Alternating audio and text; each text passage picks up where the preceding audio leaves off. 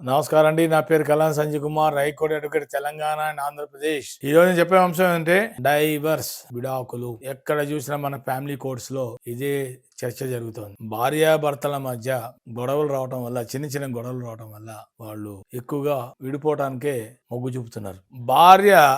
భర్త ఒక చిన్న మాట అన్నాడని చెప్పి ఈ మధ్య కొత్తగా పోలీస్ స్టేషన్ లో కంప్లైంట్ ఇవ్వటం, సెక్షన్ 498A ఆఫ్ BNS 2023 భారతీయ న్యాయ సంహిత, అప్పుడు ఇది వరకు ఇండియన్ పీనల్ కోడ్ ఉండేది 1860. పోలీస్ స్టేషన్ లో కంప్లైంట్ లో నా భర్త నా మీద క్రూరత్వంగా బిహేవ్ చేయటమే కాకుండా నన్ను అడతాబడతా మామూలుగా ఇష్టం వచ్చినట్టుగా కొట్టడం అని చెప్పి పోలీస్ స్టేషన్ లో నన్ను కొడుతున్నాడు, ఊరికేనే కొడుతున్నాడు, చిన్న చిన్న వాటికే అని చెప్పి పోలీస్ స్టేషన్ లో ఒక 498A వేసి, భర్త గొడవ అయితే దాంట్లో ఇంకొంతమందిని యాడ్ చేస్తూ అత్తగారిని, మామగారిని, ఇంకా వాళ్ళ తమ్ముళ్ళు ఉంటే తమ్ముళ్ళు, అక్కలుంటే అక్కలు, చెల్లుంటే వాళ్ళని కూడా యాడ్ చేస్తూ పోలీస్ స్టేషన్ లో కంప్లైంట్ ఇవ్వటం. కంప్లైంట్ ఇవ్వగానే పోలీస్ వారు కూడా వెంటనే వీళ్ళందరికీ కూడా 41 CRPC నోటీసులు ఇవ్వటం, మీరు వెంటనే పోలీస్ స్టేషన్ కి రమ్మంటాం, ఇలాంటివన్నీ జరుగుతున్నాయి. భార్యాభర్తల మధ్య గొడవ జరిగితే మిగతా వాళ్ళని ఎందుకు పిలుస్తున్నారు పోలీస్ స్టేషన్ లో? వీళ్ళిద్దరినే పిలిచి కౌన్సిలింగ్ చేయొచ్చు కదా. అవసరమైతే వీళ్ళిద్దరు ఫ్యామిలీ కోర్టు వెళ్ళి కేసు వేసుకోమని చెప్పాలి. తప్పుడు కేసులు బుక్ చేయడం, తప్పుడు ఎఫ్ఐఆర్లు బుక్ చేయడం, వీళ్ళని అనవసరంగా ఇద్దరి మధ్య ఒకళ్ళని చెప్పను నేను, ఎవరో తప్పు ఇద్దరు ఎవరైనా చేయొచ్చు, భర్తనే చేయొచ్చు, భార్యనే చేయొచ్చు, ఎవరైనా సరే వెంటనే CRPC 482 క్వాష్ పిటిషన్ వేసేస్తున్నారు కోర్టులో, హైకోర్టులో. ఏమంటే తప్పు ఎఫ్ఐఆర్ వేసింది, నేను ఎటువంటి తప్పు చేయలేదు, ఇది వెంటనే మీరు తక్షణమే క్వాష్ చేయండి అని చెప్పి భర్త కోర్టులో కేసు వేయడం జరుగుతుంది. ఆ భర్తనే భార్య, ఇద్దరు ఎవరైనా చాలా చాలా చాలా జడ్జిమెంట్స్ వచ్చాయి. ఫ్యామిలీ కోర్టులలో భార్యాభర్తల మధ్య ఈ ఒక్క గొడవ మీదే కాదు. Digambar and another versus state of Maharashtra అని ఒక కేసు 2020 సుప్రీంకోర్టు జడ్జిమెంట్స్. దాంట్లో కూడా ఇదే ఇష్యూ, పిల్లల ఇష్యూ. దాంట్లో ఇద్దరు అమ్మాయిలు, అబ్బాయి కావాలంటాడు వీడు, ఇంకా అమ్మాయిని టార్చర్ పెట్టడం, ఇద్దరి మధ్య భేదాభిప్రాయాలు, గొడవలు రావడం, చివరికి ఫైనల్ గా ఆ కేసు సెటిల్ చేయడం జరిగింది. డిగ్రీ రావడం, సెటిల్ చేయడం జరిగింది, పక్కన పెట్టేశారు ఆ కేసు. ఏమైపోయిందంటే మాట్లాడితే ప్రతి వాళ్ళు ఒక ఫ్యాషన్ అయిపోయింది ఇప్పుడు. ఈ మధ్య చిన్న గొడవ అయితే పోలీస్ స్టేషన్ పోవటం, మహిళ వెళ్ళి పోలీస్ స్టేషన్ 498 వేయడం జరుగుతుంది. గుర్తుపెట్టుకోండి, ఎవరైనా సరే అనవసరంగా మీ కుటుంబాన్ని బజారు పాలు చేయకండి, అనవసరంగా రోడ్డు మీద తీసుకురాకండి. 10 మంది బంధువులు చూసి నవ్వుతారు. గొడవలు అనేది సహజం, కామన్. అది ఎవరింట్లోనే చిన్న చిన్న గొడవలు జరగడం అనేది కామన్. అంత మాత్రాన మీకు వివాహం ఉండొచ్చు, మీకు పిల్లలు ఉండొచ్చు, వాళ్ళ పిల్లలు కూడా కొంచెం పెద్దవాళ్ళు అవుతుండొచ్చు. ఈ సమయంలో ఇప్పుడు కోర్టుకి వెళ్ళాల్సిన అవసరం మీకుందా? పరిష్కారం చేసుకోలేరా ఇద్దరు కూర్చొని? మీ వల్ల కాకపోతే నలుగురు పెద్ద మనుషుల మధ్య పెట్టుకొని, సమావేశం పెట్టుకొని ఇష్యూని క్లోజ్ చేసుకోవచ్చు కదా.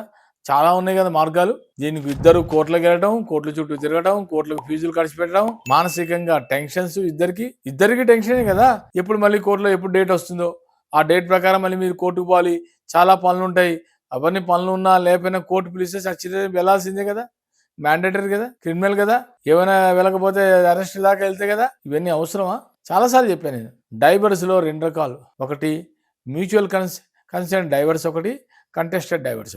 కంటెస్టెడ్ డైవర్స్ అంటే అనవసరంగా ఇంట్లో భార్యని భర్త విపరీతంగా కొట్టినా, తిట్టినా, లేకపోతే అతను ఆమె ఏదో ఇల్లీగల్ అఫేర్స్ ఉన్నాయని చెప్పి, ఉన్నాయని చెప్పి అనుమానించి తిండి పెట్టకుండా రూమ్లకు బంధించి కొట్టడం, చేయడం, అదొక పద్ధతి. ఒక 6-7 కారణాలు ఉన్నాయి కంటెస్ట్ డైవర్స్ లో. ఆ అమ్మాయికి రోగం, మానసికంగా రోగం ఉండొచ్చు, లేకపోతే పెళ్లిలో ఆ అమ్మాయికి ఇంకోలతో అఫేర్ ఉన్నప్పుడు, ఇల్లీగల్ అఫేర్ ఉన్నప్పుడు ఇంట్లో ఈ పెళ్లి వారికి వీళ్ళకి చెప్పకుండా, అబ్బాయి తల్లిదండ్రులకు ఎవరికి చెప్పకుండా ఆ రకంగా జరగచ్చు. లెప్రాసీ అయి ఉండొచ్చు, కుష్టి రోగాలు ఉండొచ్చు, ఎన్ని రకాలు 7-6 కారణాల వల్ల కూడా ఇది కంటెస్టెడ్ డైవర్స్ల కింద వర్తిస్తుంది. ఇంకోటి వచ్చి అది సెక్షన్ 13IA అంటే క్రుయాలిటీ, సెక్షన్ 13IB అంటారు. ఇంకోటి IB 13IB అది డిసెర్షన్ అంటే భర్త భార్యను వదిలేసి వెళ్ళిపోవడం.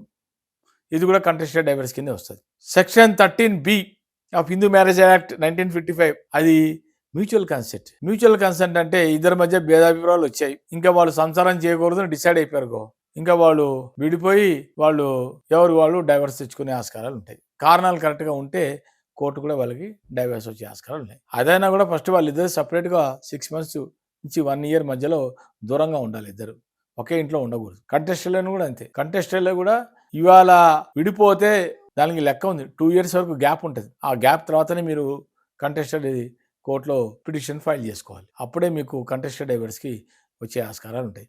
ఒక లిమిటేషన్ పీరియడ్ ఉంటుంది. ఆ పీరియడ్ తర్వాతనే మీరు ఏది చేయాలని ఆ ప్రకారం ఫాలో అవ్వాలి.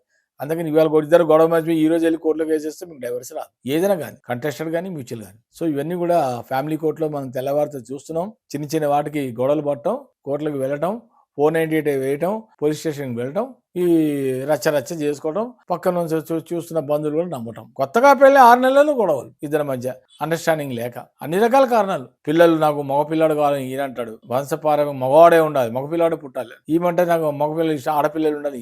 ఏదైనా కానీ ఈమెన అనొచ్చు, ఆయన అనొచ్చు. ఈ ఇష్యూస్ చిల్డ్రన్ వల్ల కూడా రావచ్చు. ప్రాపర్టీస్ విషయంలో రావచ్చు, శాలరీ విషయంలో రావచ్చు. ఎవరన్నా ఇంటికి బంధువులు వస్తే అది కూడా రావడం ఇష్టం లేక ఆ రకమైన కారణాలు ఉండొచ్చు. ఏదైనా అబ్బాయి కానీ అమ్మాయి కానీ ఏదైనా సరే ఈ రకంగా గొడవల వల్ల చాలా మంది ఫ్యామిలీ కోర్టుకి చుట్టూ తిరుగుతూ డైవర్స్కి అప్లై చేస్తున్నారు. నేను అనే పాయింట్ ఏంటంటే అనవసరంగా రాదాంతం చేసుకోకుండా ఇష్యూని మీరే క్లోజ్ చేసుకోవచ్చు. కూర్చొని ఒక చోట కూర్చొని మాట్లాడుకుంటే పరిష్కారాలు అయ్యే ఆస్కారాలు చాలా మటుకు ఉంటాయి. అది కూడా కాకపోతే నలుగురు పెద్ద మనుషుల మీద పిలిచి పరిష్కారం కూడా మీరు ఈజీగా చేసుకోవచ్చు. నమస్కారం.